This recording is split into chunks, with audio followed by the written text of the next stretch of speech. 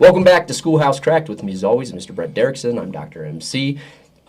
Be sure to like and subscribe our channel on YouTube. Download us on all your favorite podcast channels. Like and subscribe on Instagram and Facebook. Brett, we just started the new school year. Yeah, and again, welcome back to Schoolhouse Crack, where we examine the things in our foundation of our public schools that we find threatening, but we're looking to fill those cracks, and we're looking to make sure that the pillars of public education are still going strong. We love our schools, but we want to address the issues that are difficult. Hey, here's one. It's back to school. Hey, new school year, new habits. One of the things that we're talking about is how do we support our kids and how do we support our school as we get off to a new start. So what do you think are some things that our families and our students and our faculty need to know as we're getting off to a new school year, new start, new habits? Sure, and we were talking about this, Brett. There were kind of three things that came to mind. So 3 things to do to help your students start off a brand new school year. You've been back for 2 weeks. Yeah. Other districts around the country and around the state are coming back over the next 3 weeks. And so the very first one I would say is attend back to school night. Yes, yes. Every school has some version of back to school night, meet the teacher night.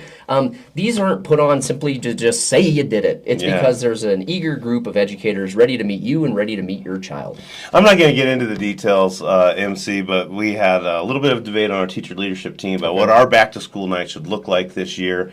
And there were some really neat ideas. What was cool about it is definitely our leadership team, our teachers were really thinking about really making a strong connection with our community. But at the end of the day, what I said is, hey guys, let's keep it simple. Make sure that we're a secondary school, I'm a middle school assistant principal, every parent has an opportunity to meet every teacher. At the end of the day, they want to kind of get a vibe for who you are as a human being. But I'm saying this both ways. Teachers, don't be afraid to say what your favorite things are. Talk a little bit about yourself, what you're passionate about. I know it can sound silly, but if you're a cat lady, go ahead and say it. I'm a cat guy. So no judgments there, but folks, get out there. There's going to have to be some emails this year. There's going to have to be some phone calls.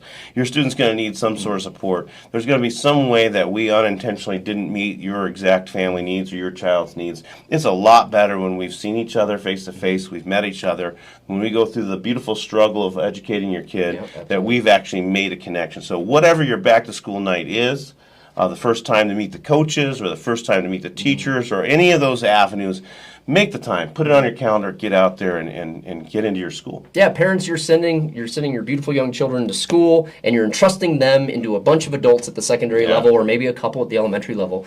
So it is absolutely okay to want to get to know them, and want to get to know their expectations, how they communicate. And for teachers, you're accepting those kids from these parents. They're sending their best to you every day. So make those nights meaningful. Use it as an opportunity to connect. I do the same thing with my undergraduate and graduate students. We don't have back to school night at university, but what we do have is the first day of class, which is usually called syllabus day. I don't dive into the syllabus right away. I talk a little bit about myself, get to know the students a little bit, and then we can get into the academics and everything. And so it's really important about getting to know each other because you're about to embark on a journey. That's challenging. Learning is challenging, so get to know folks. It's super relational. The other piece of advice, number two, I would say, is have some follow-up communication. I'll just say this as a parent, and I'm definitely saying it as an assistant principal.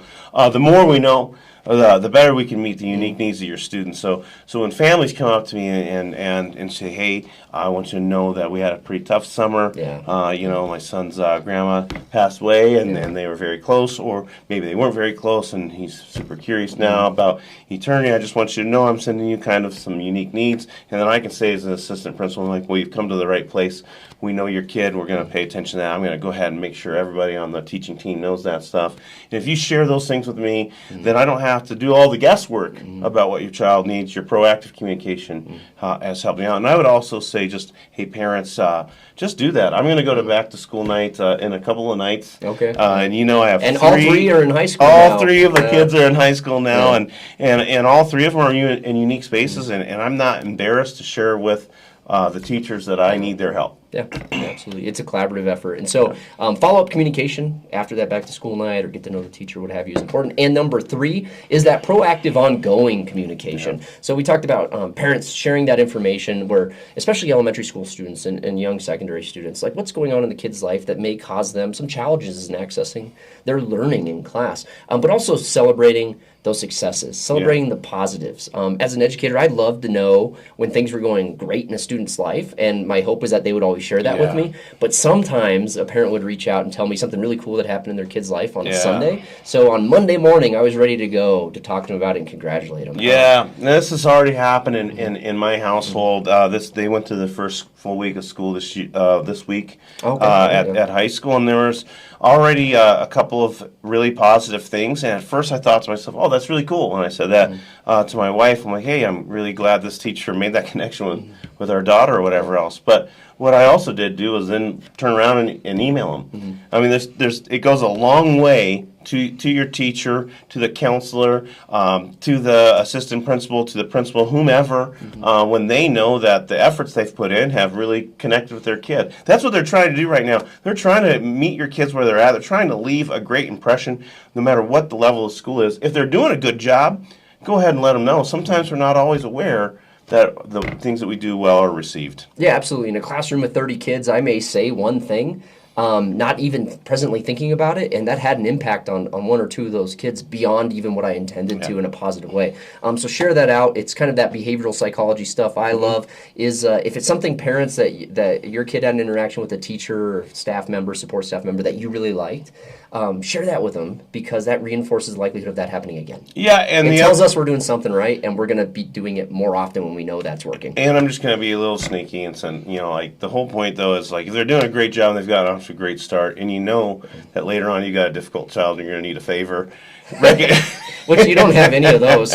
Recognize right up front that they've done a great job, and then later on when you need maybe them to do a little extra, they'll be ready for it. Absolutely. So those are 3 things you can do to help your students start off a brand new school year as successfully as possible. And if you notice, all 3 things we talked about were around relationships and communication. Yeah, they weren't about learning the syllabus, signing the syllabus and getting it on day 1, making sure homework turned in on time. That stuff's going to come in the next couple of weeks. Build those relationships and communicate effectively. Yeah, new year, new start. Let's have a great year. Hey, blessings out to the entire country and all of public ed who are working so hard to meet our families and our kids where we're at. And I'd like to give a special nod to all those folks at schools from, like we did in our last episode, with the support staff, to the teaching staff, to the school leaders. Thank you for getting out there and receiving our kids. We appreciate it at Schoolhouse Cracked. Yeah, we appreciate you. Best of luck in your new school year to parents, kids, and faculty and staff. I hope we have a good school year. We know we're going to have a good school year. We're in there with you. So be sure to tune in on our YouTube channel, like and subscribe, download us on all your favorite podcast channels. We've been Schoolhouse Cracked. He's Brett Derickson. Dr. Marcus Motor Chandler, Dr. MC. And we'll see you in our next episode.